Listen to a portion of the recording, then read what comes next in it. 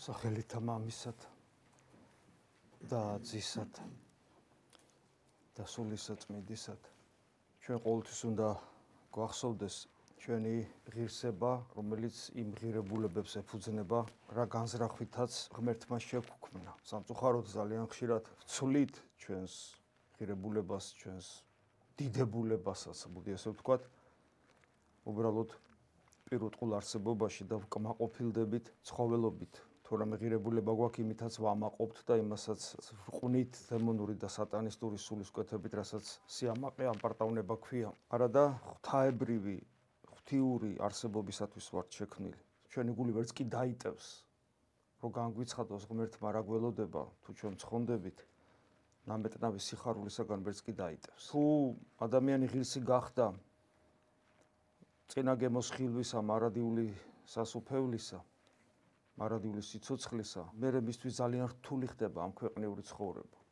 მაგრამ ამ ქვეყნიურ ცხოვრებასაც თავის დანიშნულება აქვს. ადამიანი ჯერ უნდა მომწიფდეს მარადისობისთვის. თუ ის მარადიული სიცოცხლის შესაბამისად ცხოვრობს და იმ დინამიკაში იმყოფება, იმ გზაზე დგას, რომელსაც იესო ქრისტე ქვია და თუ ცხონებისთვის მომწიფებულია, მან შეიძლება კიდევ მრავალი იღვაწოს მეტი გვირგვინის მოსაპოვებლად, შეიძლება ასე ვთქვათ.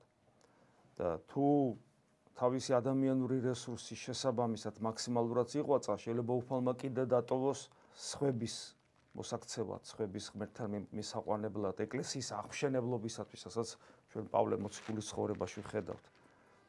პავლე მოციქულს დიდი ხანი მზათას იყო და უნდოდა კიდევაც, მაგრამ იგი სწორედ ეკლესიის აღმშენებლობისათვის იღვწოდა და მისი ღვაწლი არ იყო მარტივი, იგი იყო მოწამეობრივიც, გასმა რო თქვას. მაგრამ ადამიანი ივიწყებს ამ ყოველივეს და როგორც წეგან გითხარი და ჩვენ საკუთარი თავიდან ვიცით, ჩემი თქმა რა საჭიროა, მიწიერს ეძალება, ჰედონისტი ხდება და ის რაც ცხვირწინ უდევს ხორციელი სიამოვნება, ის რაც ასევე ცხვირწინ უდევს პატიმოყვარეობა, მთელი ცხოვრება თან შეგნებული ცხოვრება, თუ შეგნებული ცხოვრება ქვია ამას, იმიტომ რომ მოაზროვნეობა და თვითუფლებრიობა დახარჯული საკუთარი ხორციელ სიამოვნებებსა და პატიმოყვარეობის დაკმაყოფილებაში რა გონიერებაა და რა თავისუფლება არის. ხო, ამას ხო ცხოველიც ცხოველს პატიმოყვარეობა არ აქვს და დანარჩენს ხო ცხოველიც აკეთებს. როდესაც ეს ცხვირწინ გვიდევს და ამიტომ ვაკეთებთ ამას და ეს ცხვირწინ დადებული გვიფარავს იმ დიდებულებას, გვიჩtildeავს იმ მარადილ მზეს, რომელსაც სურს გონიერ მზეს, რომელსაც ჩვენს გულში აღმოწყინდეს, რა თქმა უნდა, ეს არის ძალიან სავალალო. და ამას ჩვენ მუდმივად ვხედავთ და სამწუხაროდ მინდა წინსწრებით ვთქვა, რომ ვხედავთ არა მარტო ურწმუნოებში, რომ ეს ასეა, ეს გასაკვირი ხომ არ არის. ხა ადამიანი, რომელიც ვერ ხედავს ქრისტეს, აბა როგორ უნდა იცხოვროს? სხვა რა დარჩენია? ხომ უნდა იარსებოს? ხომ უნდა ცოტათი გაიხაროს? ბედნიერების რაღაცა პატარა იგზნოს, პატარა რაღაც მაინც ადამიანია. ის პოტენცია ჩამკვდარი აქვს, მაგრამ რაღაცაში მაინც ვლინდება, გესმით? ხომ უნდა იამაყოს კიდევაც, იმიტომ რომ არათუ ყველა ცხოველს ჯობია, ყველა ადამიანს ჯობია, ყველა ადამიანს ხო ეს აქვს. უნიკალურია, მართლაც უნიკალურია. ანუ როცა ადამიანი ქრისტეს ვერ ხედავს, შეიძლება ითქვას, რომ მას ყველაფერი ეპატიება. აი როგორც უფალი ამბობს თავის ჯვარცმელებზე, მიუტევე მამაო, რამე თუ არ იციან რას აკეთებენ, არ იცის ადამიანმა რას აკეთებს, როცა ის არის ურწმუნო.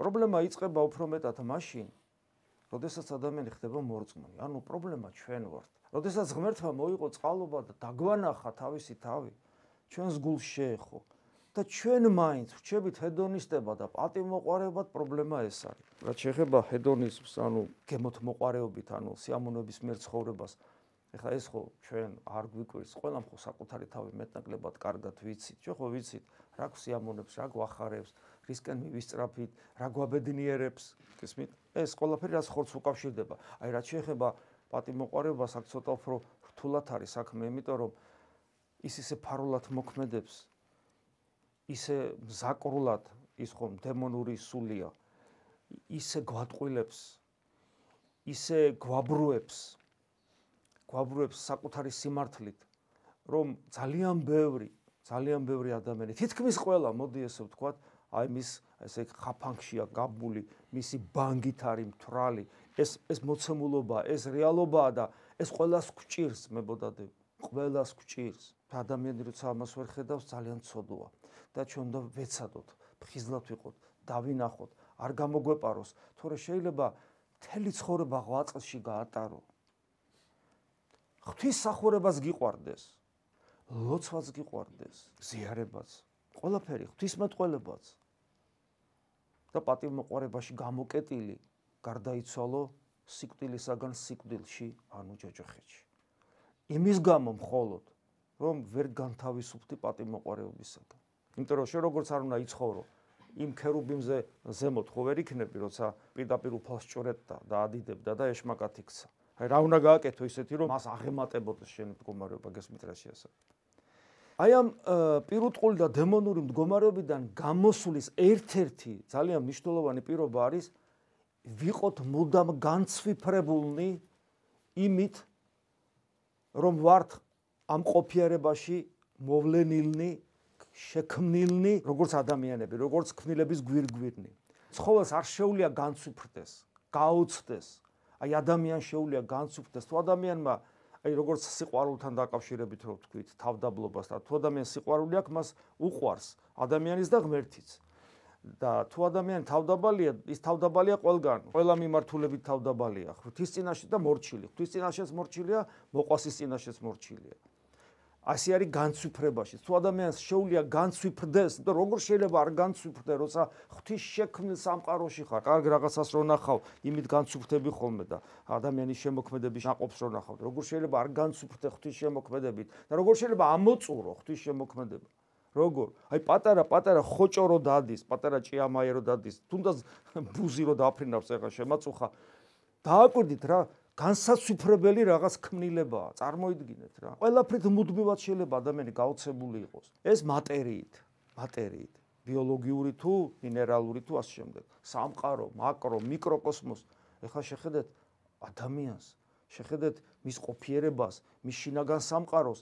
ანუ ადამიანი მუდმივად შეიძლება იყოს, ადამიანს მუდმივად აქვს მიზეზი განციფრებულობისა და რა თქმა უნდა, როცა ამას ემატება უკვე სარწმუნოებრივი ცხოვრება, ანუ მისტიკური ცხოვრება, ანუ საიდუმლო ცხოვრება, რომელსაც ამოხსნა არა აქვს ჩვენს მიწიერ რეალობაში. ვერ ამოუხსნით მას ვერასოდეს. ანგელოზებისთვისაც დაფარულია და ამოუხსნელია, მეტნაკლებად ცნობადი გახდა ეს საიდუმლოება, მას შემდეგ რაც ღმერთი ადამიანად მოვიდა. ღმერთი განკაცდა და თავისი მისტიკური სხეულიდან, ანუ ეკლესიიდან დაიწყეს განსწავლა ანგელოზებმა, როგორც პავლე მოციქული განსაცვიფრებელ საიდუმლოებას გვიმხილს. აი ამ საიდუმლოების წინაშე ვდგავარ და არათუ ვდგავართ, არათუ შორიდან მაყურებლები კი არა ვართ, ჩვენ ქრისტიანები, ისევ ქრისტიანებზე ვსაუბრობ, არამედ ამ საიდუმლოების თანამონაწილენი, ამ საიდუმლოებაში თანამონაწილეობის ღირს ვიქმენით ღვთის დაუჯერებელი კაცმოყვარები და მოწყალებით.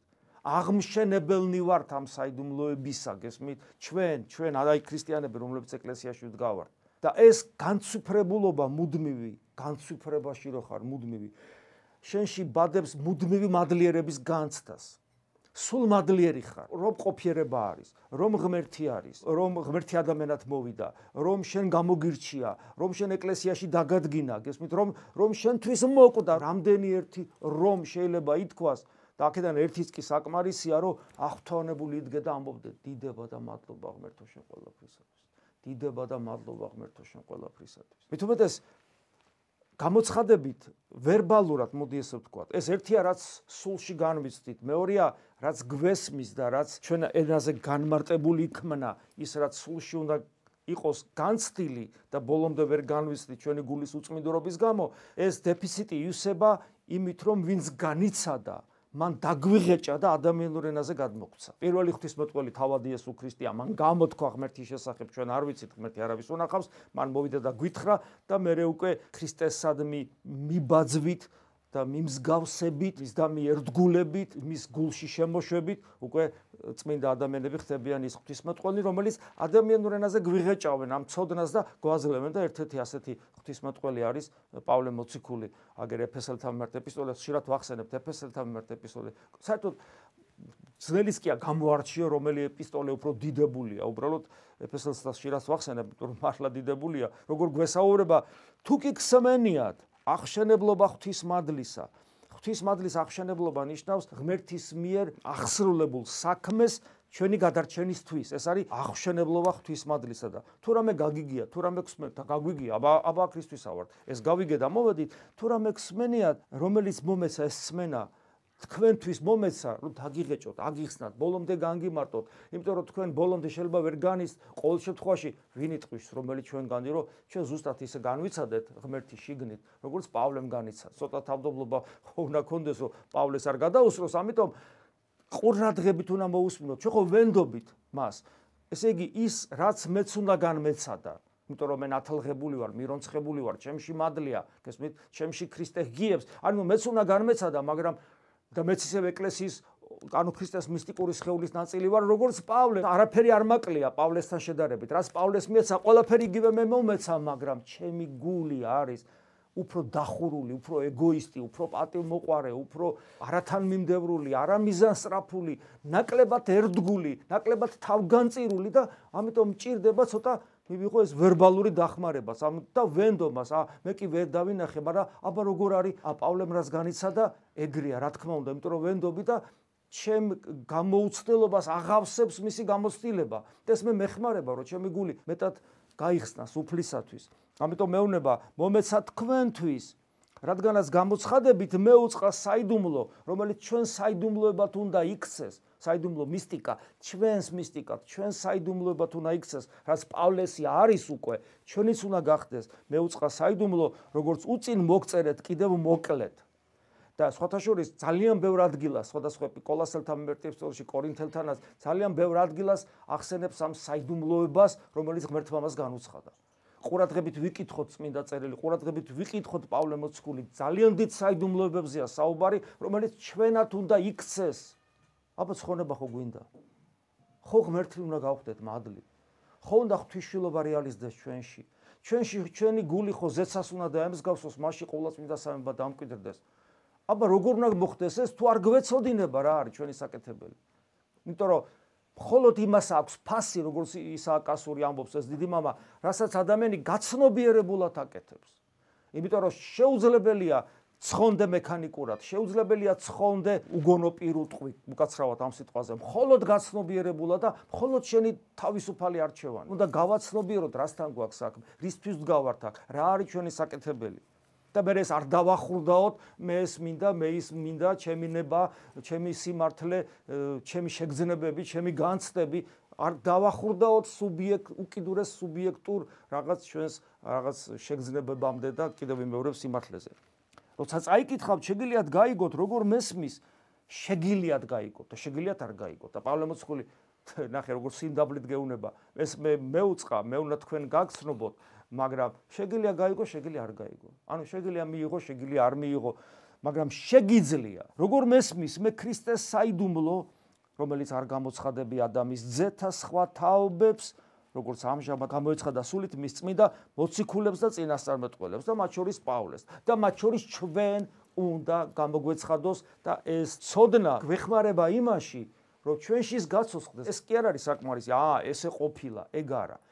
ჩვენ რო ვკითხულობ, ეს წინაპირობაა, უნდა აღზრას ჩვენი გული ამ მიმართულებით გაიხედოს და ამ მიმართულებით გაიხსნას ღმერთისათვის, რომ ჩვენს გამოცდილებათაც იქცეს. და ეს არის სახარება, სახარება რა არის? სახარება ის კი არ არის, როგორ მოხდა ეს ამბავი, არა.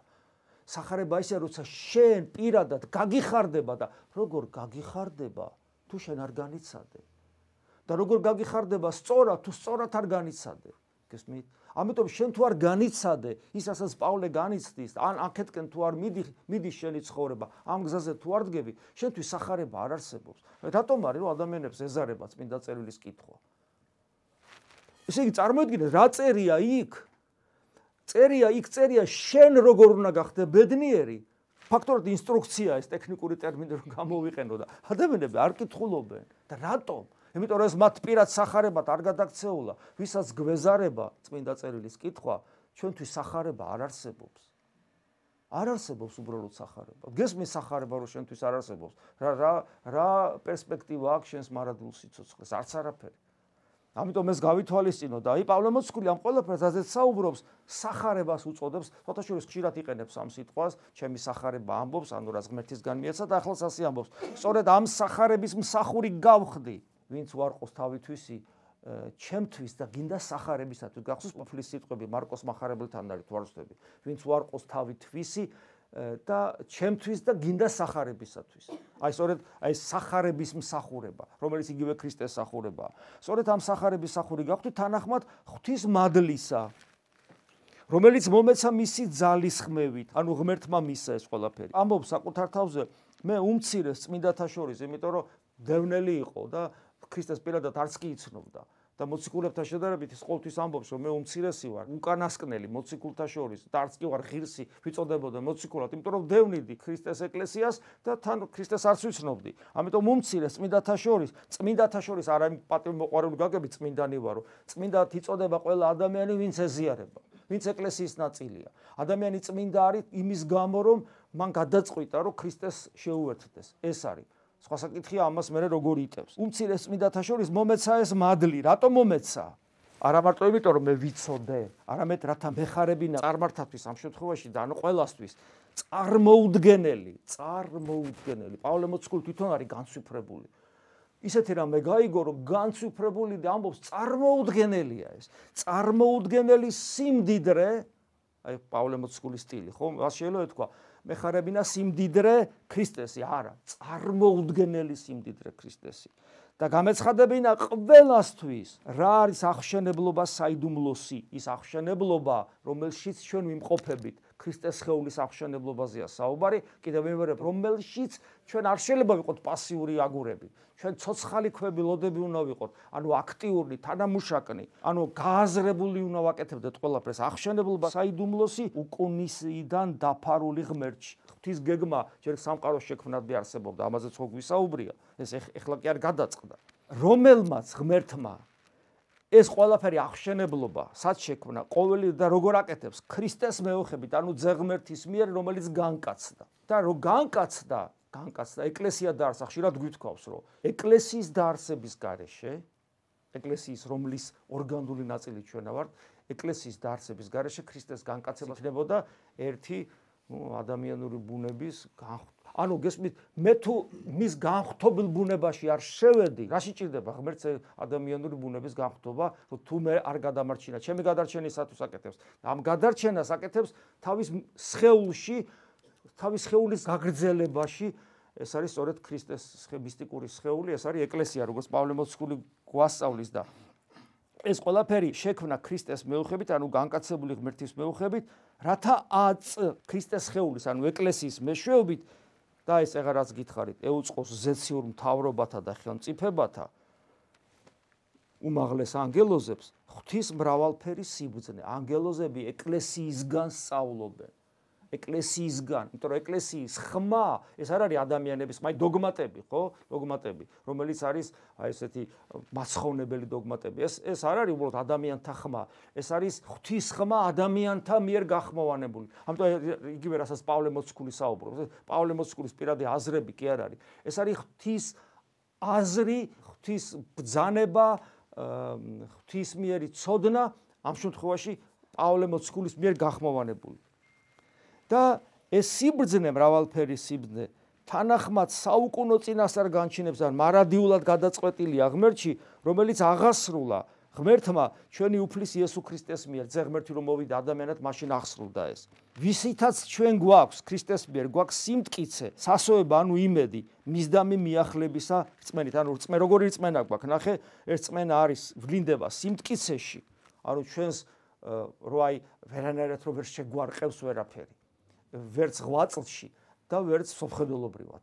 კლდესავით მტკიცე რო არის ადამიანი. გესმით, აი ეს იმედი, რომელიც აბსტრაქცია არ არის ასევე. ჩვენი იმედი არის ცოცხალი ღმერთი, ანუ იესო ქრისტეა ჩვენი იმედი. შესაბამისად, ეს გვაძლევს ძალას, რომ მივიახლოთ აი ამ ყველაფერ ამ დიდებულებას და ეს არის სწორედ რწმენა. ანუ რწმენა ის კი არ არის რაღაც აბსტრაქცია, აი ეს არის ქმედითი ძალმოსილება ჩვენში იმედით, სიმტკიცით გაძლიერებული. აი ამის მერე პავლე მოციქულის შემდეგი სიტყვები ნუ გეშათ ისმის, ოღონ ეს როცა ეს ყველაფერი ჩვენ გაცნობიერებული გვაქვს, ასე რომ აღარც უცხონი ხართ, ანუ როგორც შვილებს ისე მოგმართავს, ან როგორც ძმა, თანაძმა, რომელიც თავად პავლეს ხო შვილია ღმერთისა, ასე რომ აღარც უცხონი ხართ, აღარც ხიზნები ხართ, არამედ წმინდათა თანამოქალაქენი და ღვთისმსახლეული. ოჯახის წევრები ხართ. ოჯახი. ღმერთი ქმნის ოჯახს, რომელიც არის არა ცალკე განცალკევებული ღმერთისგან რაღაც მოცემულობა, არამედ ეს არის ღმერთის ოჯახი. ყოვლადწმინდა სამების წიაღში შესული ქრისტეს მარჯვნივ მჯდომარე, ჩვენ ქრისტეს მარჯვნივ მჯდომარები უნდა გავხდეთ, როგორც თავადუფალი გვევნება აპოკალიფში და შესაბამისად ხვდებით ღვთის ოჯახის წევრები, თანამოქალაქენი წმინდანებისა, ღვთისმსახლეული, მოციქულთა და წინასწარმეტყველთა საძირკველზე დაფუძნებულნი, რომლის ქვაკუთხედით იესო ქრისტეა. ანუ ამ ჩვენ ერთობას კრავს თავად იესო ქრისტე, რომელსაც შევყავართ თავის მისტიკურ სხეულში. და აი ამ საფუძველზე აშენებულია მთელი შენობა, წყობრად ნაგები და ეს ყველაფერი წმინდა ტაძრად აღიმართება უფალში, რომელსაც თქვენ დაეფუძნებით, კიდევ ვიმეორებ, როგორც ცოცხალი ლოდები, როგორც მე პეტრე მოციქული იტყვის. ამიტომ ეს აქაც ჩანს, როგორი ხარ შენ, რომელიც დაფუძნებული ხარ აი ამ შენობაში, როგორც ერთ-ერთი ცოცხალი ლოდი პეტრე მოციქულის სიტყვას თუ გამოვიყენებ, რა შემთხვევაში ხარ ეს ცოცხალი? როცა ხარ ღვთისსავანე, სულით, ანუ ეს ლაპარაკია სწორედ ჩვენ შინაგან სულიერ ცხოვრებაზე. ღვთისსავანე, ანუ შენ თავათაც ღვთის ტაძარი ხდები, ოქროპირი გენიალურად ამბობს, ღმერთი არის ეკლესიაში, ეკლესია ვართ ჩვენი ერთობა და ღმერთი არის ჩვენშიც, როგორც ტაძარშიც, ჩვენ შორისაც არის. ოქროპირი ესე განმარტავს, რას ნიშნავს იყოს ღმერთი ჩვენთან.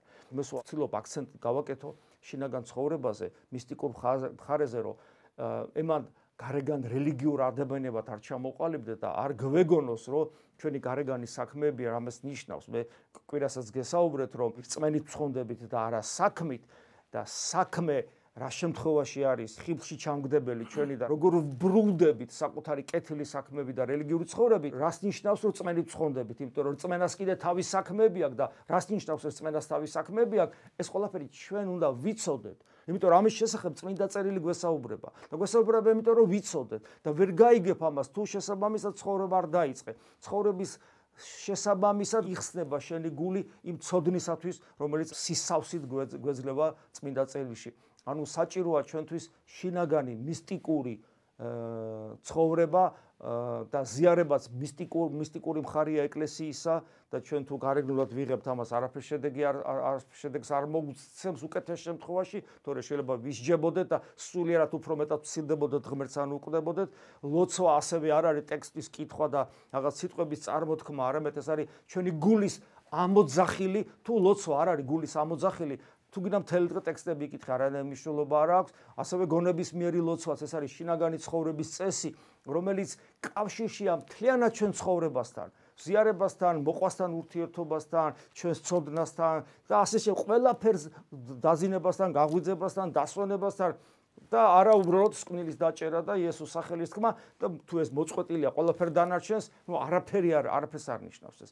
ამიტომ მთელი სისავსე უნდა ავიღოთ ჩვენს შეიარაღებაში, როგორც პავლე მოციქული ამბობს, შევიმოსოთ სრული საჭიროა, ანუ სრული იარაღი, რაღაცა იარაღი კი არა, ყველა ის შეიარაღება, რაც ღმერთმა ჩვენი გადარჩენისათვის მოგცა, ეს ყველაფერი უნდა ჩვენს ცხოვრების წესში შემოვიტანოთ და დამერწმუნეთ, როგორც კი ადამიანი ამას გააკეთებს, მისი ცხოვრება ისე ივსება ბედნიერებით, ისე ივსება განსაცვიფრებელი ენერგიით, ისე ივსება სიხარულით და თვით ხიარულებითაც კი, რომ მას არაფერს აღარ ეშენია და რაც თავარია, მასში დამარცხებულია სიკვდილი, ასეთ ადამიანში სიკვდილი არ არსებობს.